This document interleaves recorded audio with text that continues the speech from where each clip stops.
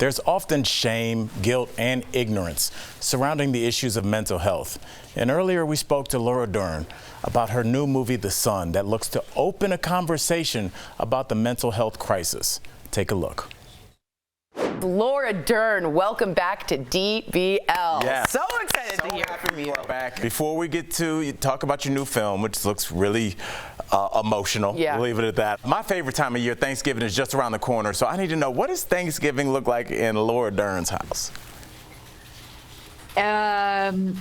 Everybody's together. Aww. That's what it should be. Divorced parents, step parents, future divorced parents. Kids.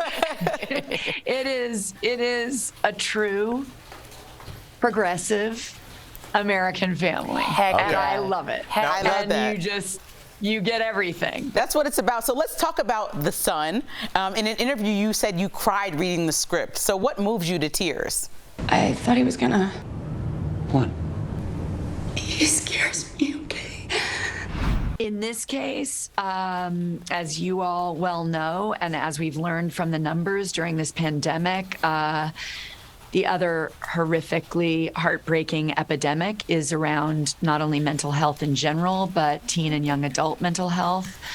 So what moved me to tears is that the amazing Florian Zeller, our writer-director, along with Christopher Hampton, who adapted Florian's play, they gave a script that captures not only the heartbreak and the shame, tragically, that is filled with a mental health crisis, and how we can move through shame into being truthful about what all of us have been going through in our families and in our lives. But also, in the case of myself and Hugh Jackman as the parents to this boy, the powerlessness. One of the lines in the script from a doctor to us as parents is, sometimes love is not enough. Wow. And it sums up what really broke my heart open reading this script, and how grateful I am to be part of this massively important story. I was just going to say, Tori, before we continue, one line that really got me was just like when you said, I feel like a failure. And, you know, as a parent, and I think as a parent of three, that's your worst nightmare, is feeling like you failed your kids and you did your best. And it's something that every parent walks around with, and we never say it. We smile and say the kids are great, but it's a great fear. And I appreciate you and that script getting that sentiment out there, because I think a lot of us carry that every day. And, thank you. Amen. Yeah. And on that same track, what do you hope people take away from this film? Well, I know for our writer-director, he keeps saying, I want this conversation to be everywhere. We're all having it at our dinner tables. We're all having it in our families. People have talked about unparalleled levels of anxiety for these last couple of years, particularly. We have to have a collective conversation for a child to feel shame because they are having anxiety or depression and feel they can't talk about it, or they're the only one who's ever experienced it.